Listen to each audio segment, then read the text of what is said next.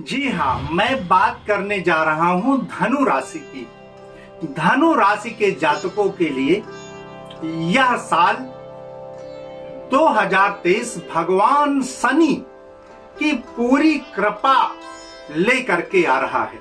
धनु राशि के ऊपर भगवान शनि दोनों हाथ फैला करके मेहरबान होकर के बारिश कर रहे हैं धन और दौलत की। जी हाँ, धनु राशि के जातकों के लिए भगवान शनि तृतीय भाव में स्थित होकर के पुरजोर समर्थन करेंगे आपका संपूर्ण वर्ष। पिछले साल मतलब साल 2022 में साढ़े साती की जो दशा चल रही थी वह भी समाप्त होने जा रही है। एक प्रकार से कहेंगे तो यह साल 2023 धनु राशि के जातकों के लिए कहीं ना कहीं वरदान साबित होने वाला है।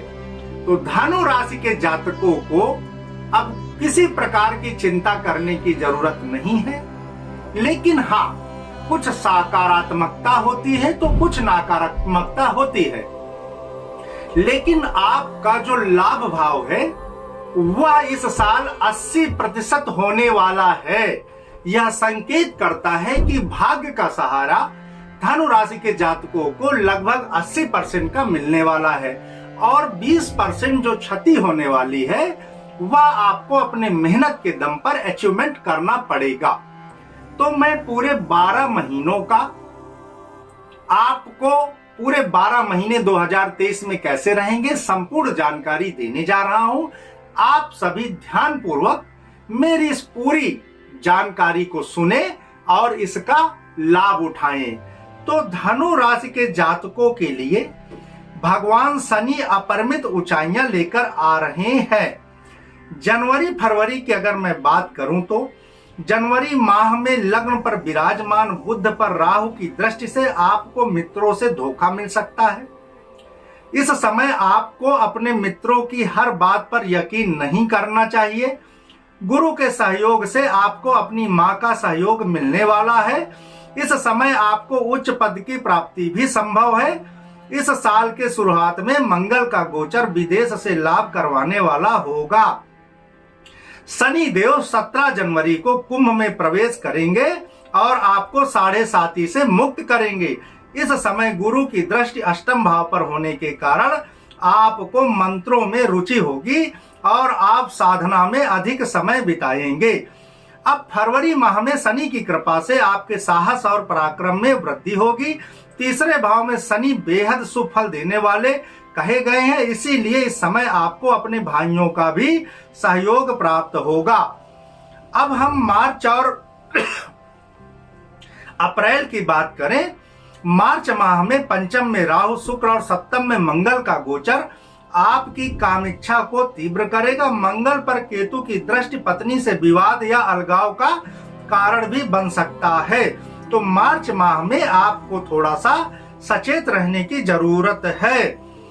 अप्रैल में बृहस्पति 22 अप्रैल को आपके पंचम भाव में संचारण करेंगे। राहु के साथ गुरु चंडाल दोष का निर्माण होगा।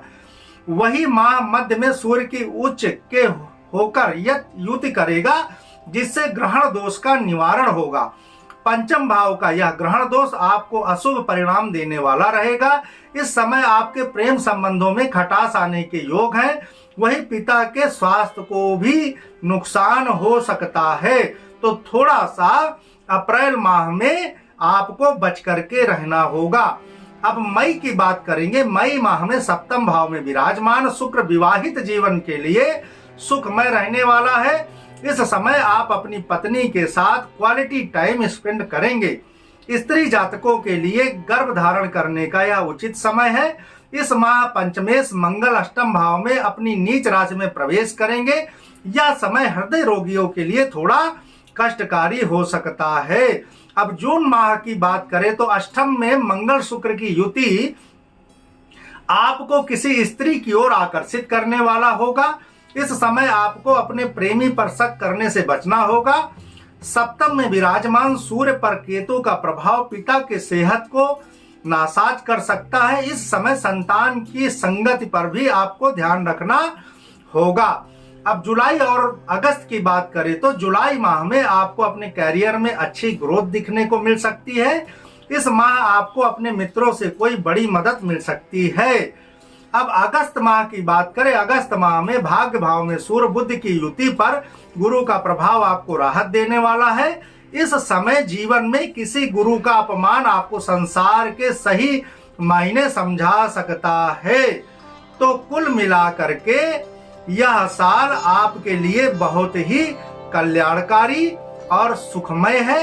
इस साल अपने जीवन को आप अच्छे से बिताएंगे और सारे कल्याणकारी कार्य आप करेंगे और दिसंबर का महीना आपके लिए बहुत ही कल्याणकारी। यह 2023 का जो दिसंबर महीना आएगा, इंड का लास्ट महीना, उस महीने आप व्यापार में बहुत अच्छा काम करेंगे। नोट कर लीजिएगा कि 2024 के पहले आप अगर कोई व्यापार और उद्योग लगाते हैं तो उस व्यापार और उद्योग में भारी सफलता मिलने की प्रबल संभावना है। इसीलिए आप लोग इस साल व्यापार में ध्यान दें।